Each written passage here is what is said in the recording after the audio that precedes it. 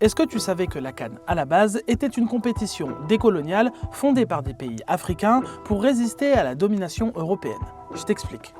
Tout commence en 1957, la Confédération africaine de football est créée alors que la quasi-totalité du continent est encore sous domination coloniale. 4 nations vont lancer la toute première CAN, l'Égypte, le Soudan, l'Éthiopie et l'Afrique du Sud. Cette dernière ne pourra finalement pas participer car sous apartheid, elle refuse d'intégrer les joueurs noirs à sa sélection. Mais reprenons, leur idée est simple, il faut créer une coupe africaine indépendante de l'Europe.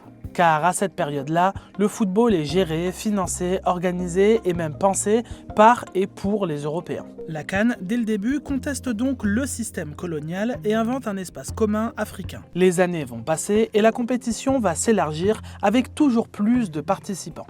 Nous sommes à l'époque des indépendances et la première chose que les pays africains font une fois qu'ils obtiennent la leur, c'est entrer à l'ONU, puis dans les grandes instances internationales, notamment sportives, comme le CIO et la FIFA. D'où l'explosion du nombre de participants à la Coupe d'Afrique entre 1963 et 1996.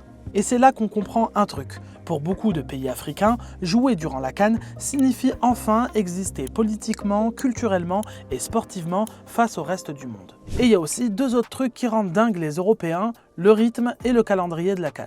Depuis 1970, elle est organisée tous les 2 ans en hiver en raison du climat sur le continent. Et ça aussi, c'est une décision politique. Car jouer tous les 2 ans et en plein hiver, ça bouscule les championnats européens qui ont dans leurs effectifs des joueurs africains qui doivent rejoindre leur sélection en plein milieu de saison. L'objectif derrière tout ça est clair, organiser sa compétition selon ses propres règles sans se plier au calendrier européen. Et on voit à quel point ça dérange encore aujourd'hui, à chaque édition t'as les mêmes débats, des clubs, des entraîneurs et des supporters qui se plaignent parce que leurs joueurs partent au mauvais moment de la saison.